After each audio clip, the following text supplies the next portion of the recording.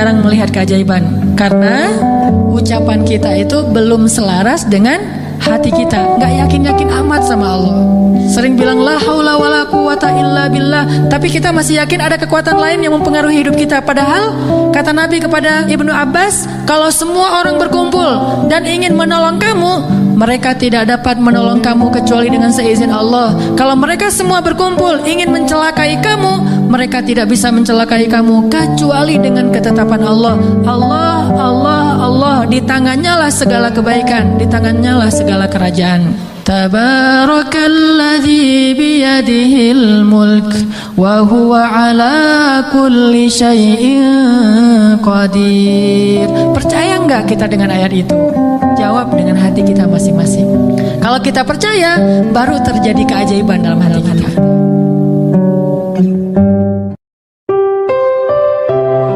Kita butuh Allah ketika Allah kasih kita ujian.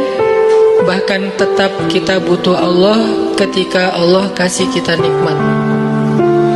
Kalau kita butuh Allah saat diuji agar kesabaran kita terjaga.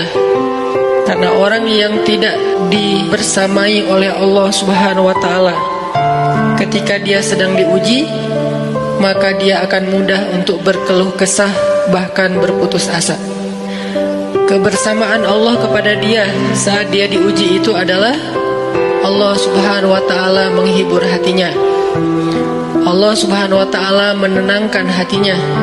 Bukankah dengan mengingat Allah hati menjadi tenang? Dan orang yang beriman apabila diingatkan dengan nama Allah, disebut nama Allah, maka hatinya akan bergetar. Teman-teman sekalian, bisa jadi orang yang paling mulia di antara kita di mata Allah adalah orang yang paling banyak diuji dalam hidupnya. Diuji dengan ditinggalkan oleh orang-orang kesayangannya, kehilangan pekerjaannya, dimusibahi dengan sakitnya, dirugikan dalam jual belinya.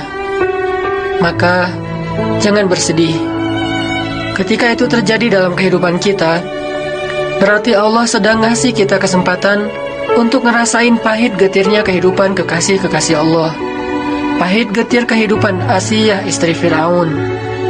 Pahit getir kehidupan Ayyub alaihissalam, Ibrahim alaihissalam, Siti Hajar, dan masih banyak lagi kekasih-kekasih Allah lainnya. Jangan bersedih, karena itu berarti Allah lagi perhatian sama kita. Allah lagi perhatian sama kita. Ada masalah? Allah lebih kuasa, makhluk tidak kuasa. Ada masalah, kita bilang Allah maha besar, masalah saya kecil dibandingkan Allah. Kalau dibandingkan kita, mungkin kita lebih kecil daripada masalah. Tapi dibandingkan Allah kita, Allah lebih besar. Allahu Akbar. Kita kan dipelihara Allah, terus ngapain kita khawatir? Kalau gitu gak usah ikhtiar, Ustaz. Ikhtiar, tapi jangan libatkan hati. Ikhtiar itu pakai tangan, pakai kaki, pakai tenaga fisik. Hati gak perlu berikhtiar. Hati itu bertawakal. Jangan sampai hati kita ikut ikhtiar, nih bahaya nih. Kalau hati kita ikut ikhtiar, berarti kita lebih percaya kepada makhluk daripada Allah. Nanti akan mentok, kalau udah mentok putus asa, itu penyebabnya. Gara-gara hatinya baper dengan ikhtiar.